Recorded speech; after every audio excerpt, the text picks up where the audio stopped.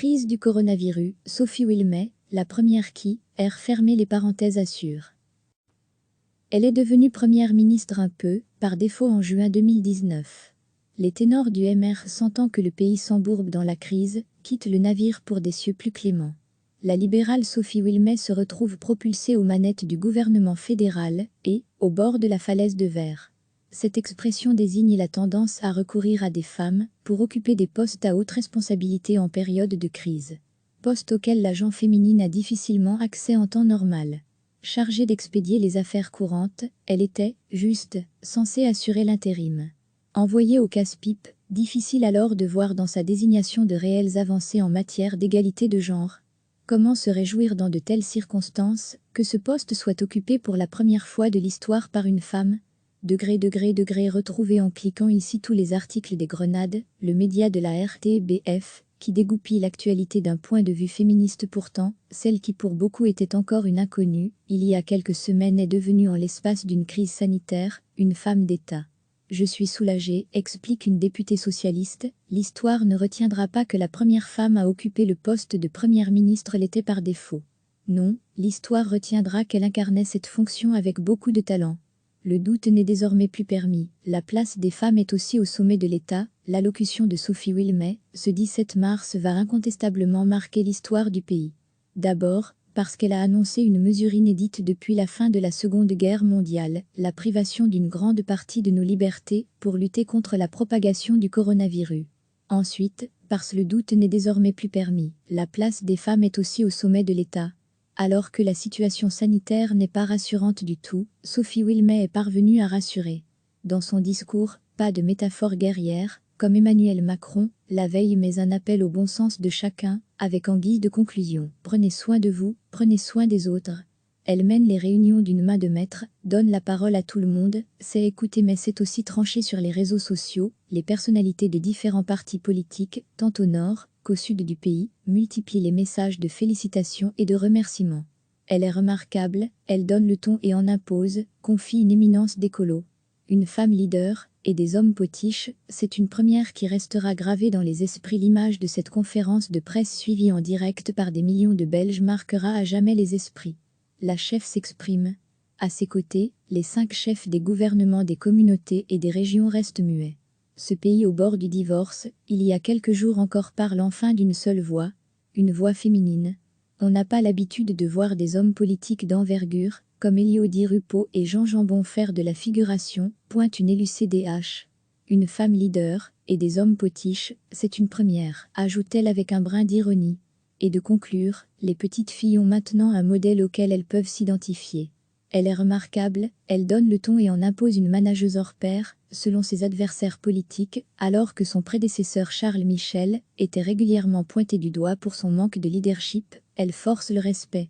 Avec Charles Michel, on ne savait pas vraiment qui dirigeait le gouvernement. Ici, c'est clair, on a une chef, se réjouit le chef d'un cabinet ministériel.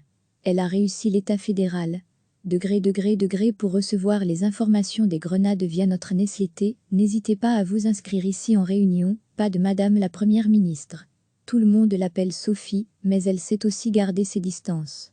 On la décrit comme décidée, pragmatique et rassembleuse. Parfaite bilingue, elle est très attentive à l'équilibre entre francophone et flamand. Même si le MR me sort de partout, Sophie Wilmès m'a impressionné dès notre première rencontre, et bien avant la crise du coronavirus, explique le ministre d'une entité fédérée. Elle mène les réunions d'une main de maître, donne la parole à tout le monde, sait écouter mais sait aussi trancher, ajoute-t-il. Elle a une capacité impressionnante à faire atterrir les dossiers avec subtilité et détermination. Si Laurette Onclinx et Joël Milquet ont brisé le plafond de verre avant elle, jamais une femme n'aura à ce point incarné le pouvoir. Sophie Wilmès ouvre incontestablement une voie, mais les inégalités de genre subsistent. Son gouvernement fédéral compte 2 fois plus de ministres masculins. Si vous souhaitez contacter l'équipe des Grenades, vous pouvez envoyer un mail à lesgrenades@rtbf.be. Les Grenades RTBF est un projet soutenu par la Fédération Wallonie-Bruxelles qui propose des contenus d'actualité sous un prisme genre et féministe. Le projet a pour ambition de donner plus de voix aux X-femmes, sous-représentées dans les médias. Recevez chaque matin l'essentiel de l'actualité. Elle est devenue première ministre un peu, par défaut en juin 2019.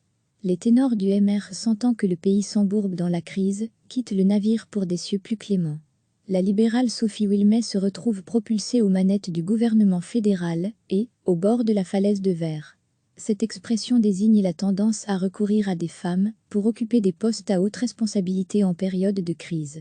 Poste auquel l'agent féminine a difficilement accès en temps normal. Chargée d'expédier les affaires courantes, elle était, juste, censée assurer l'intérim. Envoyée au casse-pipe, difficile alors de voir dans sa désignation de réelles avancées en matière d'égalité de genre. Comment se réjouir dans de telles circonstances que ce poste soit occupé pour la première fois de l'histoire par une femme ? Retrouvez en cliquant ici tous les articles des Grenades, le média de la RTBF, qui dégoupille l'actualité d'un point de vue féministe pourtant, celle qui pour beaucoup était encore une inconnue, il y a quelques semaines est devenue en l'espace d'une crise sanitaire, une femme d'État. Je suis soulagée, explique une députée socialiste, l'histoire ne retiendra pas que la première femme à occuper le poste de première ministre l'était par défaut. Non, l'histoire retiendra qu'elle incarnait cette fonction avec beaucoup de talent. Le doute n'est désormais plus permis. La place des femmes est aussi au sommet de l'État. L'allocution de Sophie Wilmès, ce 17 mars, va incontestablement marquer l'histoire du pays. D'abord, parce qu'elle a annoncé une mesure inédite depuis la fin de la Seconde Guerre mondiale, la privation d'une grande partie de nos libertés pour lutter contre la propagation du coronavirus.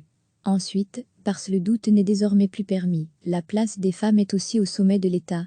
Alors que la situation sanitaire n'est pas rassurante du tout, Sophie Wilmès est parvenue à rassurer. Dans son discours, pas de métaphore guerrière, comme Emmanuel Macron, la veille, mais un appel au bon sens de chacun, avec en guise de conclusion « Prenez soin de vous, prenez soin des autres ». Elle mène les réunions d'une main de maître, donne la parole à tout le monde, sait écouter mais sait aussi trancher sur les réseaux sociaux, les personnalités de différents partis politiques, tant au nord qu'au sud du pays, multiplient les messages de félicitations et de remerciements. Elle est remarquable, elle donne le ton et en impose, confie une éminence d'écolo.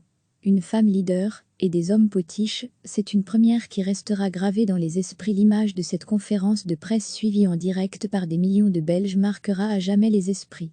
La chef s'exprime. À ses côtés, les 5 chefs des gouvernements des communautés et des régions restent muets. Ce pays au bord du divorce, il y a quelques jours encore, parle enfin d'une seule voix, une voix féminine. On n'a pas l'habitude de voir des hommes politiques d'envergure, comme Élodie Rupeau et Jean Jambon, faire de la figuration, pointe une élue CDH. Une femme leader, et des hommes potiches, c'est une première, ajoute-t-elle avec un brin d'ironie. Et de conclure, les petites filles ont maintenant un modèle auquel elles peuvent s'identifier. Elle est remarquable, elle donne le ton et en impose une manageuse hors pair, selon ses adversaires politiques, alors que son prédécesseur Charles Michel était régulièrement pointé du doigt pour son manque de leadership, elle force le respect. Avec Charles Michel, on ne savait pas vraiment qui dirigeait le gouvernement, ici, c'est clair, on a une chef, se réjouit le chef d'un cabinet ministériel. Elle a réussi l'État fédéral. Pour recevoir les informations des Grenades via notre newsletter, n'hésitez pas à vous inscrire ici en réunion, pas de Madame la Première ministre. Tout le monde l'appelle Sophie, mais elle sait aussi garder ses distances. On la décrit comme décidée, pragmatique et rassembleuse. Parfaite bilingue, elle est très attentive à l'équilibre entre francophone et flamand. Même si le MR me sort de partout, Sophie Wilmès m'a impressionné dès notre première rencontre, et bien avant la crise du coronavirus, explique le ministre d'une entité fédérée. Elle mène les réunions d'une main de maître, donne la parole à tout le monde, sait écouter mais sait aussi trancher, ajoute-t-il. Elle a une capacité impressionnante à faire atterrir les dossiers avec subtilité et détermination. Si Laurette Onklynx et Joël Milquet ont brisé le plafond de verre avant elle, jamais une femme n'aura à ce point incarné le pouvoir. Sophie Wilmès ouvre incontestablement une voie, mais les inégalités de genre subsistent. Son gouvernement fédéral compte 2 fois plus de ministres masculins. Si vous souhaitez contacter l'équipe des Grenades, vous pouvez envoyer un mail à lesgrenades@rtbf.be. Les Grenades RTBF est un projet soutenu par la Fédération Wallonie-Bruxelles qui propose des contenus d'actualité sous un prisme genre et féministe. Le projet a pour ambition de donner plus de voix aux X-femmes, sous-représentées dans les médias. Cliquez sur s'abonner pour recevoir les dernières nouvelles.